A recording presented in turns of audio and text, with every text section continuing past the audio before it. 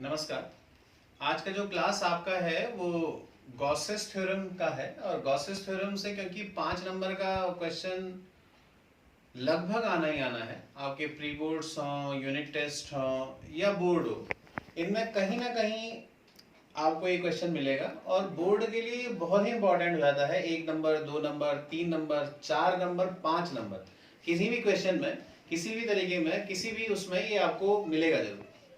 तो what is Gauss's theorem? इससे पहले गॉसेस थ्योरम से पहले हम आपको कल इससे पिछली क्लास में हम आपको इलेक्ट्रिक फ्लक्स निकालना सिखा दिए और इलेक्ट्रिक फ्लक्स में आप लोगों ने कई न्यूमेरिकल्स भी किए और मुझे विश्वास है आप लोगों ने वो जो न्यूमेरिकल्स मैंने एनसीईआरटी के आपको दिए थे या डिस्कस किए थे उनको फिर से रिवाइज कर लिया होगा।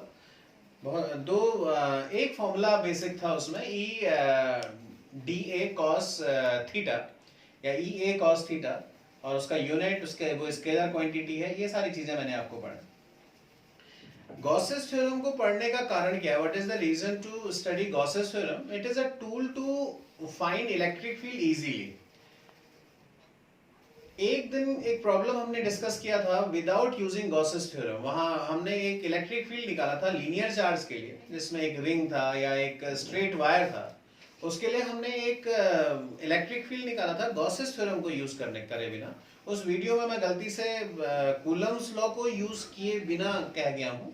कोई बात नहीं, मैंने उसे बाद में करेक्ट नहीं किया, भूल गया था मैं, अभी करेक्ट कर रहा हूँ कि वो क्वेश्चन में है कि एक लीनियर चार्ज का इलेक्ट्रिक फील्ड निकालिए किसी भी पॉइंट पे गॉसेस थ्योरम को यूज किए बिना। इसका मतलब है कि गॉसेस थ्योरम एक ऐसा इजी टूल है कि जो हमने कूलम्स लॉ से उस लीनियर चार्ज का इलेक्ट्रिक फील्ड निकाला था, उसमें एक कॉम्प्लिकेटेड इंटीग्रेशन को यूज किया था, वो सारी की सारी चीजों को ये बहुत शॉर्टकट में बहुत आसानी से अपनी थ्योरम के थ्रू आपको समझा, आसानी से समझ में आ जाएगा।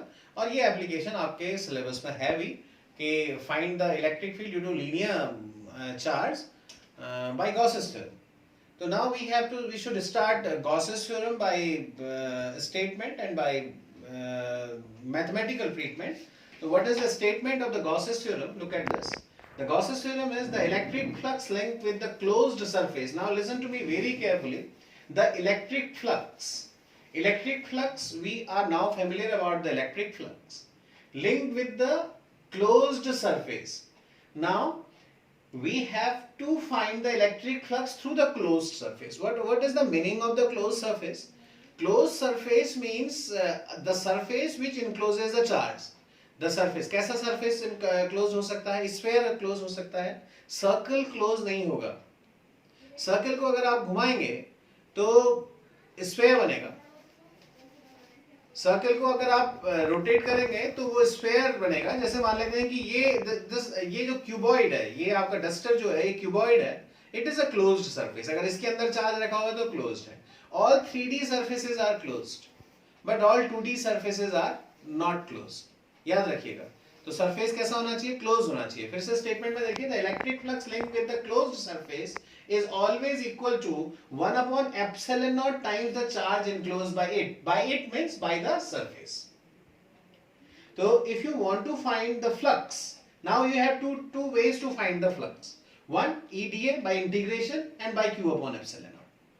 And Q upon epsilon naught से जब भी आप इलेक्ट्रिक फ्लक्स फाइंड करते हैं तो आप इसे कह सकते हैं कि Q upon epsilon naught से जो इलेक्ट्रिक फ्लक्स फाइंड होगा वो अगर चार्ज अंदर इनक्लोज होगा तो इलेक्ट्रिक फ्लक्स फाइंड होगा। मैं कुछ एग्जांपल आपको बोर्ड पर करके दिखाता हूं, थोड़ा जूम करना है इसे। देखिए एक एग्जांपल मैं लेता हूं। मान लेते हैं कि ये स्फेयर है, एक sphere is completely closed surface. इसके अंदर कई चार्जेस रखे हुए हैं, Q, 2Q, 3Q, -Q plus 5Q। तो आपसे कहा गया है कि find the flux link through the sphere.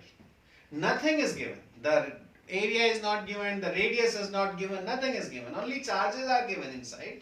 तो you can find the flux by Gauss's theorem. What is the net charge? The sum of these all, 5Q plus 3Q minus Q plus Q plus 2Q divided by epsilon naught. 5Q plus 3Q Q minus Q, ये 2Q सब मिला के इनका सम कितना आ गया जरा देखना आप एक मिनट. इनका आ गया 5, 8, 9, 11, 10. 10Q upon epsilon naught, it is the flux linkage. तो इससे डायरेक्टली आप निकाल सकते हैं कि ये आपके पास एक फ्लक्स हो गया. एक क्वेश्चन पूछा है मुझे एक स्टूडेंट ने, मैं आपको दिखाता हूं कि वो क्वेश्चन क्या है, उसको भी हम लोग डिस्कस कर लेते हैं.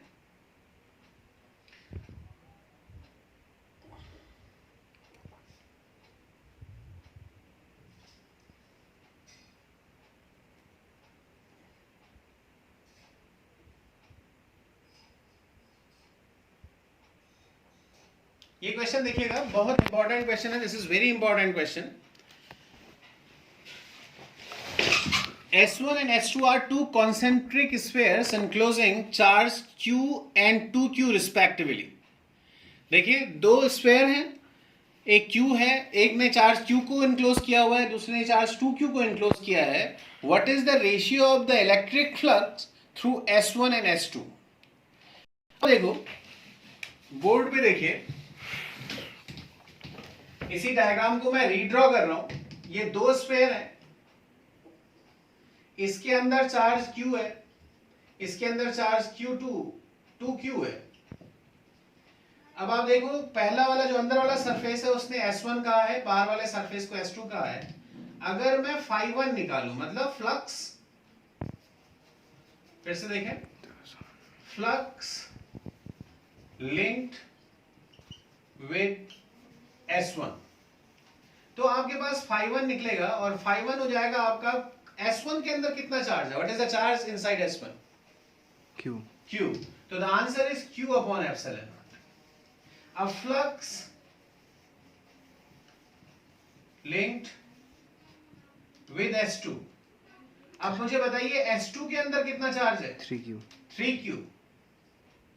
क्योंकि ये 2Q और Q, S2 तो बड़ा स्फीयर है, 2Q और Q जो है उसके अंदर है 3Q upon epsilon naught.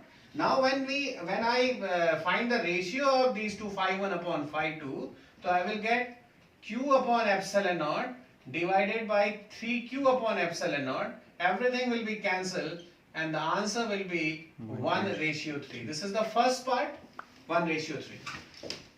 And the second part of the question, look at the question. How will the electric flux through the sphere S1 change if the medium of the dielectric constant K is introduced in the space inside the S1 in the place of air? यानी अगर S1 sphere के अंदर यहां पे आपने कोई dielectric डाल दिया, अगर आपने डाइलेक्ट्रिक डाल दिया तो जो एप्सिलॉन नॉट है वो क्या हो जाएगा? एप्सिलॉन नॉट K हो जाएगा. जो एप्सिलॉन नॉट है वो एप्सिलॉन नॉट K हो जाएगा. तो flux will be epsilon Q upon epsilon not K. वास्तव में ना ये फ्लक्स जो है वो इलेक्ट्रिक फील्ड का रिप्रेजेंटेशन है किसी एरिया से. अगर इलेक्ट्रिक फील्ड का वैल्यू घटेगा तो फ्लक्स का वैल्यू अपने आप घट जाएगा, नंबर ऑफ लाइंस कम हो जाएंगी. तो इलेक्ट्रिक फील्ड का वैल्यू इलेक्ट्रिक के डालते ही कम हो जाएगा, 1/k टाइम्स हो जाएगा. इसीलिए फ्लक्स भी जो हो जाएगा 1/k टाइम्स हो जाएगा. थर्ड पार्ट है इसका, how will the electric flux through S1 change? Electric flux S1 से कैसे चेंज होगा if the medium of the dielectric constant K is introduced in the space S2 in the place of air? अब अगर S2 के अंदर, पूरा S2 के अंदर का मतलब पूरे के पूरे स्फीयर के अंदर आपने डाल दिया, पूरे स्फीयर में. अब ये पूछता है कि S1, how will the electric flux sphere S1 change if the medium of the dielectric constant K is introduced in the space inside S2 is placed? अब S2 के अंदर पूरे का पूरा K डाल दिया भैया, S1 तो उसके अंदर है ही है, S1 तो ऑलरेडी है, तो S1 के अंदर भी पड़ा है, इसका मतलब 1/k टाइम्स हो जाएगा.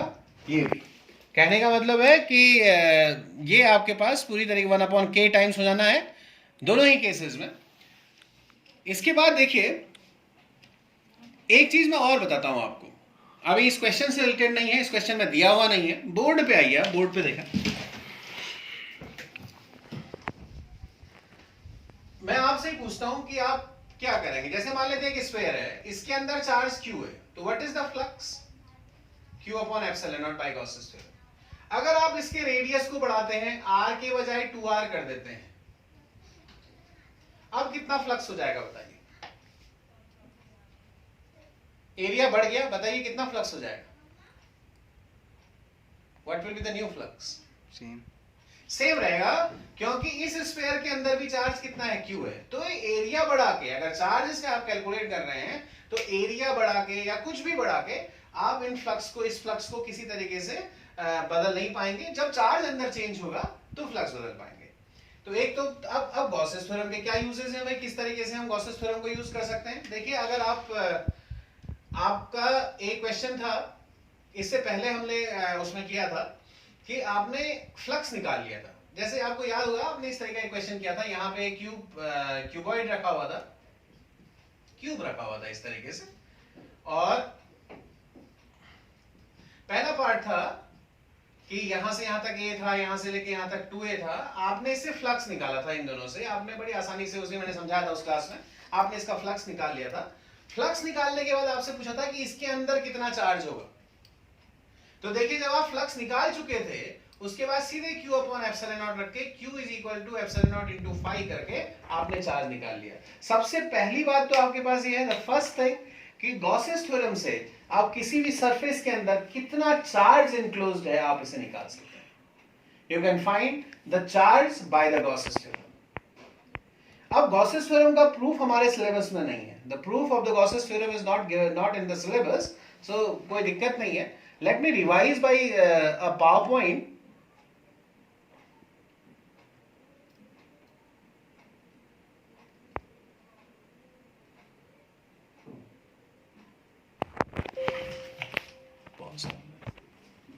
Okay, now look at Gauss's theorem. This is a statement: the surface integral of the electric field intensity over any closed surface, hypothetical surface called Gaussian surface, in free space is equal to 1 upon epsilon naught times the net charge enclosed by it. जो statement मैंने आपको बताया कि the electric flux linked with any closed surface is 1 upon epsilon naught times the charge enclosed by it, वो sufficient है. E dot d is equal to q upon epsilon naught. The proof of Gauss's theorem is not in the syllabus, so इसका लिए कोई आप परेशान होने की ज़रूरत नहीं है। फिर भी मैं ये पावर पॉइंट आपको फॉरवर्ड कर दूंगा, आप इसे देख लीजिएगा, but this is not in the syllabus. Proof of the Gauss's theorem for the cross surface of any shape, ये दोनों तरीके से गॉसेस थ्योरम को इन्होंने प्रूफ किया है। सॉलिड एंगल के कॉन्सेप्ट से प्रूफ किया है, और सॉलिड एंगल मैंने फर्स्ट ईयर में आपको बताया था, जब आपको 11th में मैंने बताया था, जब आपको मैंने दो फंडामेंटल और सप्लीमेंट्री क्वांटिटीज बताई थी।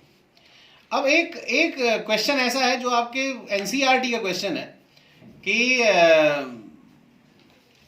Gauss's theorem is always valid. Gauss's theorem is valid when power of Coulomb's law is exactly 2. अगर Coulomb's law की पावर exactly 2 होगी तो ही Gauss's theorem valid होगी. Okay. The question is, Gauss's theorem is only valid when power of Coulomb's law is exactly 2. It is very important and it is the question of NCERT. मान लेते हैं the power of the Coulomb's law is n. थोड़ी देर के लिए मान लेते हैं, हालांकि वो 2 होती है, ये प्रूफ करना है हमको, और मान लेते हैं कि कूलम्स लॉ की पावर n है, तो इलेक्ट्रिक फील्ड कितना हो जाएगा? 1/4πε q अपॉन r की पावर n, क्योंकि कूलम्स लॉ में 2 पावर होती है, इसलिए q अपॉन r स्क्वायर होता है। अगर हमने n पावर कंसीडर कर ली तो it will be q upon r n। तो ये आपके पास डायग्राम हो गया। सोच लीजिए कि ये आपके पास डिस्टेंस है जहां पे आपने इलेक्ट्रिक फील्ड निकाला हुआ है। क्योंकि गॉसेस थ्योरम एक क्लोज्ड सरफेस के लिए होती है, इसलिए इस पर्टिकुलर पॉइंट से हमने एक क्लोज्ड सरफेस ड्रॉ कर लिया। किसके लिए? पॉइंट चार्ज के लिए। वो स्फीयर होगा, और उस स्फीयर में मैंने एक सेगमेंट कंसीडर कर लिया, उसका एरिया वेक्टर आउटवर्ड और उसका इलेक्ट्रिक फील्ड भी outward. Now I am going to find flux, जिसे मैं हमें फ्लक्स निकाल के q upon epsilon not prove करना है, यही गॉसेस थ्योरम। तो फ्लक्स लिंक्ड विद सरफेस, ध्यान से देखते चले जाइए, आपको समझ में आ जाएगा। क्या निकालना है आपको? फाई निकालना है। Phi is equal to E dot D A. What is the angle between E and D A? It is 0 degree. देखिए, electric field outward, area vector भी outward, E D A cos 0। तो electric field का value हमें रखना है 1/4πε0 Q/r की power n, क्योंकि हमें पता नहीं है कि वो 2 है या 3 है, dA और cos 0 का वैल्यू 1। जब आप इसे करेंगे तो electric field is equal phi is equal to आपके पास आ जाएगा 1/4πε0 constant comes out from the formula, Q is constant, it is out, and it is r की power n, r is even constant, तो Rn is out, and integration of dA, dA मतलब surface area of the sphere is 4πr², it is 4πr², 4π to 4π cancel, तो answer will become 1/ε0 Q r की power 2 minus n। If the Coulomb's law have exponent n, अगर उसका exponent n है तो power इतनी हो जाएगी। अब अलग अलग के लिए लेते हैं, देखिए number 1, if n is equal to 1, बताइए फाई का वैल्यू क्या हो गया, Q/ε0 r की पावर 1, तो गॉसेस थ्योरम क्या हो गई, इनवैलिड, क्योंकि गॉसेस थ्योरम तो ऐसी है ही नहीं।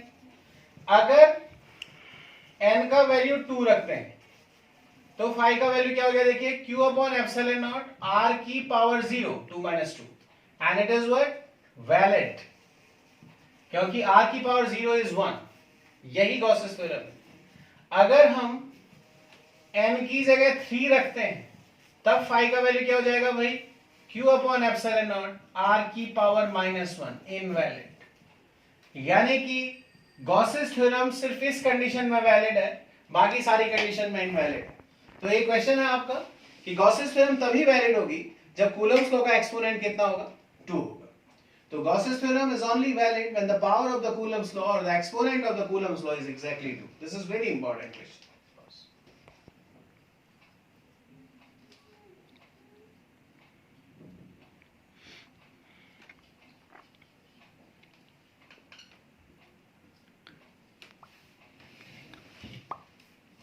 ठीक है ना, वो करो,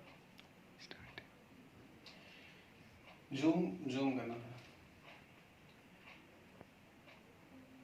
What are the uses of the Gauss's theorem? Number 1, to find electric field due to charge distribution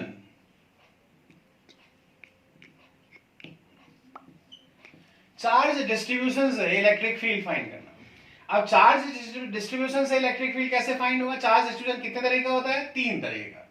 एक लीनियर, मैंने पढ़ाया है पहले, जिसमें लीनियर चार्ज डेंसिटी हमने लैम्डा ली थी Q/L। फिर दूसरा सरफेस, इसे मैंने लीनियर चार्ज डेंसिटी सिग्मा ली थी Q/L। और तीसरा था volumetric,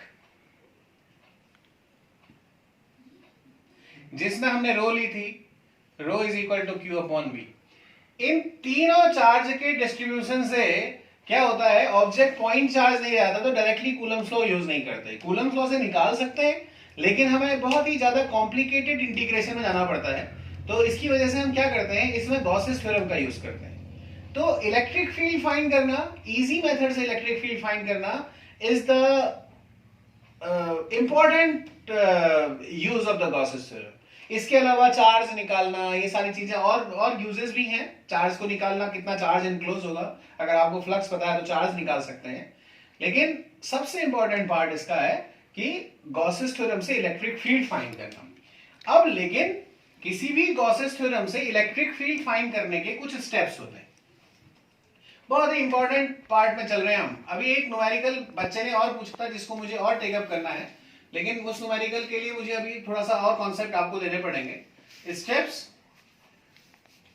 to apply Gauss's theorem.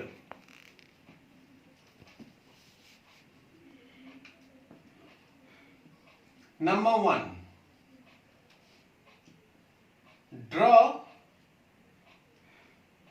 Gaussian surface. अब भैया गॉसियन सरफेस क्या हुआ, सबसे पहला स्टेप है गॉसियन सरफेस ड्रॉ करना। जैसे मैं एग्जांपल के फॉर्म में लेता हूं आपके लिए, मान लेते हैं कि इस चार्ज का, पॉइंट चार्ज Q का इलेक्ट्रिक फील्ड आपको r डिस्टेंस पे निकालना है और आपको गॉसेस थ्योरम को यूज करना है. You will have to use Gauss's theorem at point P which is at a distance r from the point charge Q. क्या करें? सबसे पहले एक गॉसियन सरफेस ड्रॉ करना पड़ेगा. अब गॉसियन सरफेस तो हम जानते ही नहीं है कैसे ड्रॉ करें. गॉसियन सरफेस ड्रॉ करने के लिए एक प्रॉपर्टी याद रखिए, it should enclose the charge. ये चार्ज को एनक्लोज करे. एक ऐसा सरफेस जो चार्ज को एनक्लोज करे. First point, it should pass through the point where electric field has to be found. ये उस पॉइंट से पास करे जहां से इलेक्ट्रिक फील्ड, जहां पे इलेक्ट्रिक फील्ड फाइंड करना है, मतलब P से पास करे. Number 3, should be symmetric but of any shape. किसी भी शेप का हो सकता है. वो स्फेयर हो सकता है, वो सिलेंडर हो सकता है, वो क्यूबॉइड हो सकता है, लेकिन सिमेट्रिक होना चाहिए. मतलब उस पर्टिकुलर डिस्ट्रीब्यूशन के लिए, उस चार्ज के लिए वो सिमेट्रिक होना चाहिए. सबसे पहली प्रॉपर्टी कि वो उस पर्टिकुलर, वो चार्ज को इनक्लोज करे. दूसरी प्रॉपर्टी वो उस पॉइंट से पास करे जहां पे इलेक्ट्रिक फील्ड निकालना है. तीसरी प्रॉपर्टी वो सिमेट्रिक होना चाहिए. अब सिमेट्रिक का क्या मतलब, what is the meaning of the symmetric? देखिए, जब भी हम गॉसेस थ्योरम को यूज करेंगे उसमें हमको गॉसेस थ्योरम का मतलब इसे तो यूज करना ही है, E dot D A is equal to Q upon epsilon not तो यूज करना ही है भाई, इसके बिना तो चलेगा नहीं काम. अगर हम लेफ्ट साइड को देखें ना तो ये वैल्यू हो जाएगा E D A cos theta. हम ऐसा सरफेस कंसिडर कर रहे हैं, ध्यान से सुना इस बात को, हम एक ऐसा सरफेस कंसिडर कर रहे हैं जहां पे थीटा नोन हो, थीटा का वैल्यू नोन हो, हमें थीटा का वैल्यू हमें पता हो, 0 डिग्री 90 डिग्री पता हो. ऐसी कंडीशन में हमारे लिए लेफ्ट साइड निकालना यानी फ्लक्स निकालना बहुत आसान हो जाएगा. यानी what is the Gaussian surface? It is imaginary surface. कैसा surface? Imaginary. It is imaginary surface and follows such properties. What are the properties of the Gaussian surface? It should enclose the charge. Charge को enclose करे.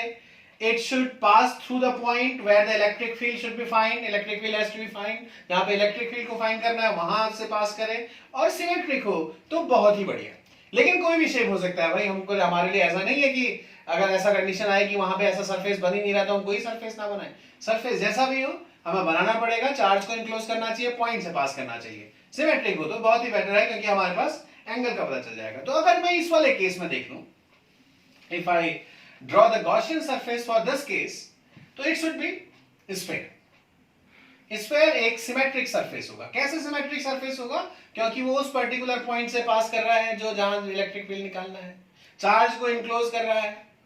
देखिए, अगर कोई मैं segment consider कर लेता हूं तो एरिया वेक्टर कहां की ओर को आ जाएगा? Normally outward. और इलेक्ट्रिक फील्ड कहां की ओर को आ जाएगा? Normally outward. तो एंगल भी 0 डिग्री हो गया. गजब हो गया ये तो. It is very beautiful thing. ये इतना ही अच्छा हो गया कि इससे ज्यादा सिमेट्रिक तो कोई हो ही नहीं सकता. अगर मान लेते हैं थोड़ी देर के लिए हम समझ रहे हैं कि मुझे लीनियर चार्ज निकालना है. लीनियर चार्ज में निकालना है भाई इस पर्टिकुलर पॉइंट पे इलेक्ट्रिक फील्ड. लीनियर चार्ज है. अब क्या करूं मैं? कैसा सरफेस ड्रॉ करूं जरा बताओ. ट्रायंगल. हाँ, ट्रायंगल. Symmetric surface. अगर आप ट्रायंगल तो 2D सरफेस है, वैसे ही कोई बस वही नहीं हुआ. ट्रायंगल तो कोई बन ही नहीं सकता ना. Triangle is not the shape. मैंने पहले बताया था in the closed surface are always 3D surfaces. Triangle is 2D surface. Number 1, it should pass through the point. इस पॉइंट से पास करना चाहिए. इस पॉइंट से पास करेगा तो भाई क्या बन सकता है? Symmetric surface. सिलेंडर बन सकता है. Only cylinder. What is happening now? The charge is enclosed. Now what about the symmetric surface? It is symmetric or not? अगर आप यहाँ पे सरफेस ड्रॉ करेंगे तो ये dA हो जाएगा.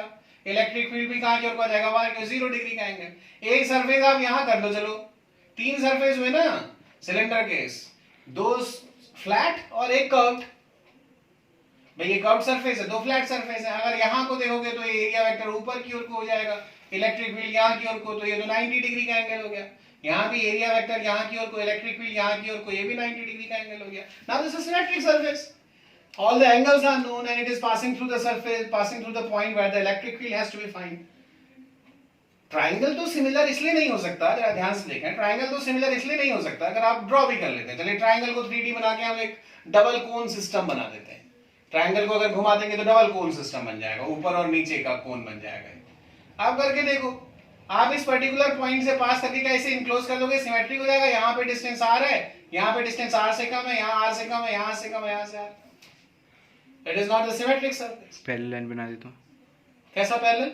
उसकी पैरेलल तो सिलेंडर बन जाएगा इनफाइनाइटली। अगर आप इसको बना देंगे यहाँ पे पैरेलल, तो घुमाओ जरा, क्या बनेगा बताइए जरा, ये लाइन सिलेंडर बना देगी। तो सिलेंडर इज ओनली केस, ऐसे ऐसे ऐसे सरफेसेस बने। आप थोड़ा सा प्रैक्टिस करेंगे तो समझ में आएगा आपको। तो draw Gaussian surface, it is the steps of apply Gauss's theorem. तो first one is Gaussian surface. याद रखें आप गॉसियन सरफेस का डेफिनेशन लिख लेंगे। Gaussian surface is the imaginary surface which follows following properties. Number 1, it should pass through the point where the electric field has to be found. Number 2, it should enclose the charge. Number 3, it must be symmetric. And the second step, दूसरा step, जब आप Gaussian surface draw कर लिया, आपने charge को enclose कर लिया, तो दूसरे स्टेप में consider possible सेगमेंट्स। आप सेगमेंट्स कंसिडर कर लिए। जैसे अभी आपने क्या किया, देखिए जब ये चार्ज Q था, आपने R डिस्टेंस में लिया, तो आपने एक स्फीयर ड्रॉ कर दिया दोस्तों। अब देखिए इसमें कितने पॉसिबल सेगमेंट है, सिर्फ एक ही पॉसिबल सेगमेंट है। कैसे? क्योंकि स्फीयर का सरफेस सिर्फ कैसा होता है, कर्व्ड। इसी को आप इंटीग्रेट करेंगे तो पूरा स्फीयर बन जाएगा। अगर हम क्वाड्रेंट लेते तो उसमें तो क्या कहते हैं, एरिया का वेक्टर और क्या कहते हैं इसके वेक्टर में 90 डिग्री का एंगल हो जाता, फिर तो 0 हो जाता। केस में अगर हम इसको क्वाड्रेंट लेते तो सपोज करते क्वाड्रेंट ही तक जा रहा है, एक 90 डिग्री के एंगल तक। कौन? अगर हम सरफेस को ऐसा, तो वो क्लोज कहाँ करता है? वो तो पहली प्रॉपर्टी नहीं है, वो तो गॉसियन सरफेस ही नहीं हुआ। गॉसियन सरफेस तो हमेशा चार्ज को इनक्लोज करेगा ना। आधा स्फीयर तो चार्ज इनक्लोज नहीं कर पाएगा ना। Hemisphere can not enclose the charge, quarter sphere cannot enclose the charge. The charge can only be enclosed by the complete surface sphere. That's why आप जितनी भी प्रॉब्लम्स हैं आप उन्हें डिस्कस कर सकते हैं, कोई दिक्कत नहीं। आप इसका ये तो जब तक हम स्फीयर नहीं बनाएंगे चार्ज ढकेगा ही नहीं। अभी मैं और केसेस भी ले रहा हूं, अभी देखिए मैं आपको बताता हूं इसमें। तो कंसीडर द पॉसिबल सेगमेंट्स। एक सेगमेंट हो गया। इसमें देखिए आप इस वाले में कितने सेगमेंट हुए थे, जरा देखिए बताइए आप। इसमें हमने क्या बनाया था, सिलेंडर। अब इसके 3 सेगमेंट बन गए थे। एक तो कर्व्ड, ये पूरा कर्व्ड सरफेस एरिया ले लेगा। ये कौन सा, फ्लैट, और ये कौन सा, फ्लैट। यानी 3 पॉसिबल सेगमेंट्स बने इसमें। इसका इंटीग्रेशन करेंगे तो ये सर्कल क्लोज हो जाएगा, इसका इंटीग्रेशन करेंगे तो ये सर्कल क्लोज हो जाएगा, इसका इंटीग्रेशन करेंगे तो कर्व्ड सरफेस आ जाएगा। फिर से सोच लें, अगर इसमें ऊपर वाला ढक्कन नहीं है तो क्लोज नहीं है, नीचे वाला ढक्कन नहीं है तो क्लोज नहीं है। It should be closed from all side. The charge should be closed from all sides. That is the closed surface. तो Gaussian surface is a closed surface. तो second condition आपने possible segment consider कर लिया। दूसरा step। तीसरा step, find flux। अब flux कैसे find करेंगे? Closed E dot dA, इससे find कर लेंगे। और fourth, use गॉसेस थ्योरम, यानी E dot dA is equal to Q upon epsilon. जब तक आप ये 4 के 4 कंसिडर नहीं करेंगे, 4 के 4 स्टेप्स को नहीं फॉलो करेंगे, तब तक आप गॉसेस थ्योरम को यूज नहीं कर पाएंगे। तो again we are going to revise all 4 steps. Number 1, the first step is to draw Gaussian surface. Second step, possible segment consideration. Third one, flux, and fourth is using Gaussian theorem. Now I am going to find one example of it. This is very important and of 3 marks. electric field due to a linear charge lambda। क्या given होगा? एक infinitely long wire होगी, दोनों तरफ से infinitely long, जिसकी charge density linear है और आपको दे रखा है वो क्या है? लैम्डा है। ध्यान से देखना बेटा। अब आप सोचो, पूरी की पूरी तो हम इस चार्ज को इनक्लोज नहीं कर सकते ना, we can not enclose the infinitely long wire. So it is very difficult to enclose, but it is impossible to enclose the infinitely long wire. And what is the condition? At a distance r, we have to find the electric field. तो what do we do? क्या करते हैं हम infinitely wire को use करने के बजाय इसके L लेंथ को, फाइनाइट बना दिया हमने, इसके L लेंथ को इनक्लोज कर देते हैं। तो सरफेस विल बी सिलेंडर, अभी हम डिस्कस कर चुके हैं, of radius r. This is the first step. Draw Gaussian surface. कैसा सरफेस होगा? सिलेंडर होगा। अब दूसरा स्टेप क्या होगा? What is the second step? Consider possible segments. Consider possible segments. आप एक सेगमेंट यहां कंसिडर करें, इसको DA1 मान लें। एक इस वाले फ्लैट सरफेस में कंसिडर करें, इसे DA2 मान लें। ये 5 नंबर देने वाला है आपको 3+2 न्यूमेरिकल के फॉर्म में, प्लीज आप इसे याद रखें। And what is the direction of the electric field? Because it is positive, तो इलेक्ट्रिक फील्ड इज आउटवर्ड, यहां भी आउटवर्ड, यहां भी outward. The second step is completed. The first step is draw Gaussian surface. Second step is consider all possible segment, and third step to find electric flux. Electric flux linked with closed surface. याद रखिएगा, जब भी हम electric flux find करते हैं हमेशा Gaussian surface से link find करते हैं। और भी सरफेसेस हो सकते हैं, अभी हम स्फीयर का निकालेंगे तो हमारे पास 2 सरफेस हो जाएंगे, एक तो ओरिजिनल स्फीयर का। अभी हम याद रखिएगा, इलेक्ट्रिक फ्लक्स जब भी हम तीसरे स्टेप में आएंगे, इलेक्ट्रिक फ्लक्स हमेशा हम क्लोज्ड सरफेस से फाइंड करेंगे, यानी वो गॉसियन सरफेस। तो यार अब फिर इस वाले स्टेप को देख लो भाई, फाई क्या है?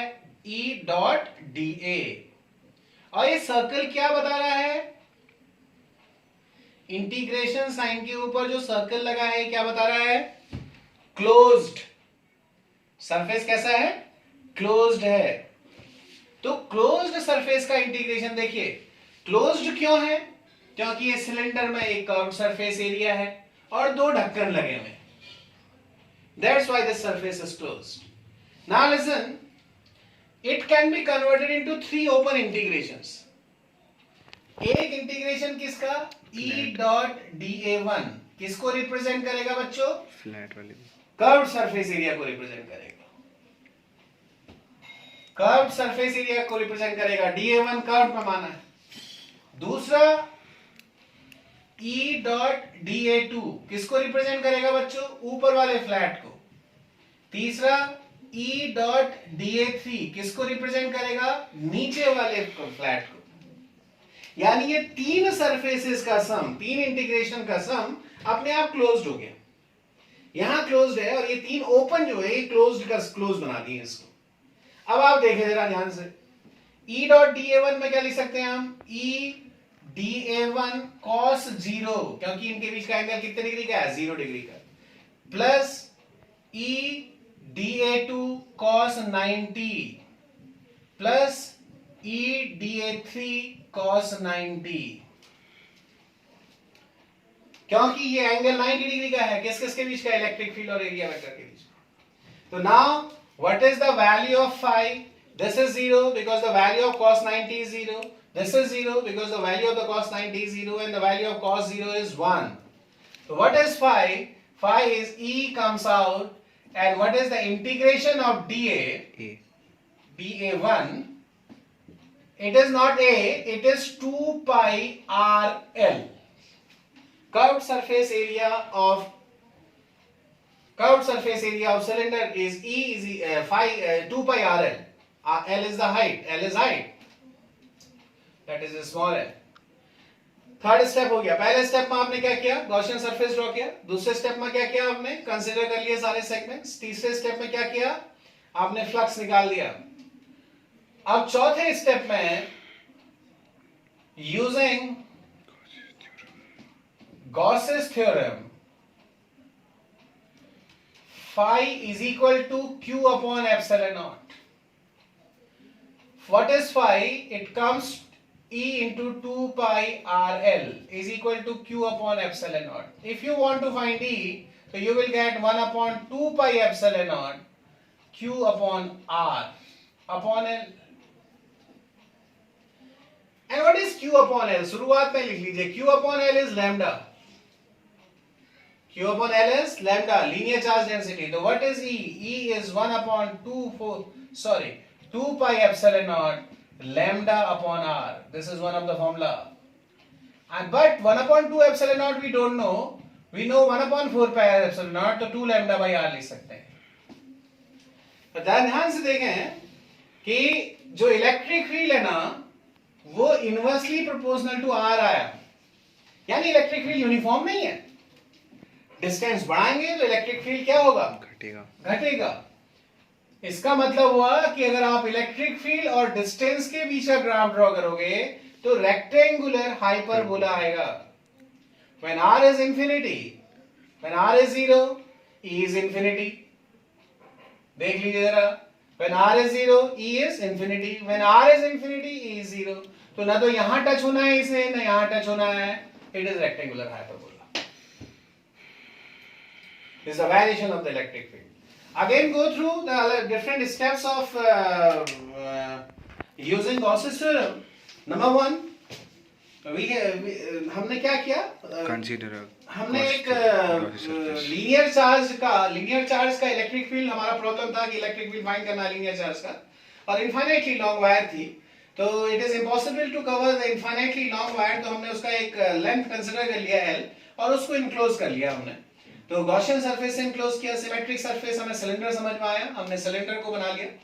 सिलेंडर के दूसरे स्टेप पे आ गए. गॉसियन सरफेस हमारा कंप्लीट हो गया. दूसरे स्टेप में आए, हमने ऑल पॉसिबल सेगमेंट कंसीडर किए. सिलेंडर में 3 तरह के सेगमेंट हो सकते थे. एक 2 ही सेगमेंट हो सकते थे. 3 हमने बना लिए क्योंकि 2 फ्लैट हैं और एक कर्व्ड है. तो 3 सेगमेंट कंसीडर कर लिए. फिर हमने फ्लक्स निकाला. क्लोज्ड सरफेस को 3 ओपन इंटीग्रेशन से कन्वर्ट कर दिया. सारा फ्लक्स निकाल के हमारा फ्लक्स निकल के आया और फाइनल हमने गॉसेस थ्योरम को यूज किया और वेरिएशन निकाल दिया. तो this is the use of the Gauss's theorem. All 4 steps. यही 4 स्टेप्स से हम और आगे की कार्यवाही, आगे के और न्यूमेरिकल्स करेंगे. तो इससे पहले कि मैं आपको ये क्लास एंड करूं, एक न्यूमेरिकल मैं एनसीईआरटी का करना चाहता हूं. देखिए क्वेश्चन नंबर 1.18. एक न्यूमेरिकल रह जाता है, एक बच्चे ने पूछा है, वो थोड़ा सा समझाने वाला है. उसे मैं अगले क्लास के स्टार्टिंग में ही आपको डिस्कस करूंगा. This is the question. A point charge of plus 10 microcoulomb is at a distance of 5 centimeter directly above the center of the square of side 10 centimeter as shown in figure 1.34. What is the magnitude of electric flux link through the square? अब क्या किया देखिए आप board पे ही. एक आपको square दिया हुआ है और इसकी साइड उसने दी है 10 सेंटीमीटर और इसके ठीक 5 सेंटीमीटर ऊपर एक चार्ज रखा हुआ है. और इस स्क्वायर से आपको फ्लक्स निकालना है. आप मुझे ये बताएं कि क्या ये चार्ज इनक्लोज है? तो इसको इनक्लोज करने के लिए कैसा सिमेट्रिक बन सकता है? क्यूब बक्सा बनाना पड़ेगा. इसके ऊपर एक बिल्कुल 10 सेंटीमीटर का स्क्वायर रखना पड़ेगा. ऐसे बनाएंगे भाई, ये देखिए. तो अब ये क्यूब बन गया और क्यूब बनने के बाद याद रखिए कि क्यूब बनने के बाद ये ठीक सेंटर पे, क्यूब के ठीक सेंटर पे चार्ज क्यू आ गया. तो अब हमारे पास गॉसेस थ्योरम से क्या हो जाएगा? Flux linked with cube is equal to Q upon epsilon not. अब एक क्यूब में कितने फेसेस हैं? 6। 6 into 6 ये स्क्वायर जो है छठा फेस है, तो flux linked with square is 1/6 part of this. ये एक क्वेश्चन हो गया। एक क्वेश्चन आप खुद सोचो, ये तो क्वेश्चन आपका 1/6 पर समझ में आ गया ना आप लोगों को, कि जब स्क्वायर को रखा हमने तो बहुत सारे क्यूब इसके ऊपर रख दिए भाई, और जब बहुत सारे क्यूब इसके ऊपर रख दिए तो पता चला कि ये 6 स्क्वायर में मिला के Q/ε0 आया, तो एक स्क्वायर से 1/6 हो गया। थोड़ी देर के लिए अगर मैं इस चार्ज को, एक प्रॉब्लम आपको देता हूं, इस चार्ज को अगर मैं यहां रख दूं 1/8, तो आप मुझे बताइए कि इस स्क्वायर से अब कितने का फ्लक्स आएगा? 1/24, 1/24 Q/ε0। कैसे? इसको इनक्लोज करने के लिए 4 पीछे हो जाएंगे, 4 आगे हो जाएंगे, और 3 पैरेलल हैं, हाँ, तो 3 से इलेक्ट्रिक फील्ड पैरेलल हो जाएगा। बिल्कुल सही है। आप जब इसे इनक्लोज करेंगे ना तो आपको 8 क्यूब चाहिए, एक तो ऑलरेडी आपके पास है, 7 और क्यूब आपको चाहिए, तब ये उन 8 के 8 क्यूब में से ये जो चार्ज है सेंटर पे आ जाएगा। जब ये चार्ज सेंटर पे आ जाएगा तो आप ये समझिए कि एक क्यूब से पूरे चार्ज का 1/8 निकलेगा, एक क्यूब से 1/8 निकलेगा। अब आप मुझे बताइए कि एक क्यूब की कितनी साइड बाहर झांक रही होंगी? सिर्फ 3, क्योंकि ये साइड तो अंदर बंद हो चुकी होगी उधर वाले स्फीयर से, ये वाली साइड बगल वाले स्फीयर से बंद हो चुकी होगी, ये वाली ऊपर वाले से स्फीयर से बंद हो गई होगी, सॉरी स्फीयर नहीं, क्यूब से बंद हो गई होगी, ये ऊपर वाले क्यूब से क्लोज हो गई, ये इधर वाले क्यूब से क्लोज हो गई, ये वाली उधर वाले क्यूब से क्लोज हो गई, तो एक, 2 सामने वाली और एक नीचे वाली, ये 3 साइड बाहर झांकेंगी। तो ये समझिए कि Q/8ε0 तो ऑलरेडी इसके पास से आ रहा था, उसका भी 1/3 हिस्सा मिला इसको, तो 1/3 of Q/8ε0, तो 1/24 Q/ε0 is the flux link through this square। पूरे क्यूब से 1/8 Q/ε0, एक स्क्वायर से 1/24 Q/ε0।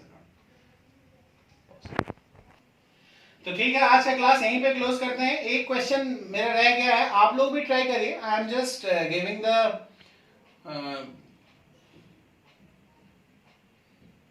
picture of that question. Look at this question. You are given, ये पूरा क्वेश्चन देख लीजिए। You are given a charge Q at the origin, इसका screenshot ले लीजिएगा, मैं पढ़ता नहीं हूँ इस क्वेश्चन को, इसका देख लीजिए आप इस क्वेश्चन को, और स्क्रीनशॉट लेके इसे पढ़ के आप इस क्वेश्चन को करने की कोशिश करिए, और कल तक या परसों तक आप मेरे को इसके जवाब दीजिए विद रीज़न, पूरा लिखित में मुझे जवाब चाहिए। और इसके अलावा जो भी गॉसेस थ्योरम के क्वेश्चन, किसी भी आपके पास कोई रिफ्रेशर है या जो भी है उससे लगाइए। Gauss's theorem is very important, this is part 1 of the Gauss's theorem, we will take at least 3 part for the Gauss's theorem. उसके बाद हम लोग आगे बढ़ेंगे और गॉसेस थ्योरम के बाद इलेक्ट्रिक पोटेंशियल हम लोग पढ़ने वाले हैं। Thank you and have a nice day.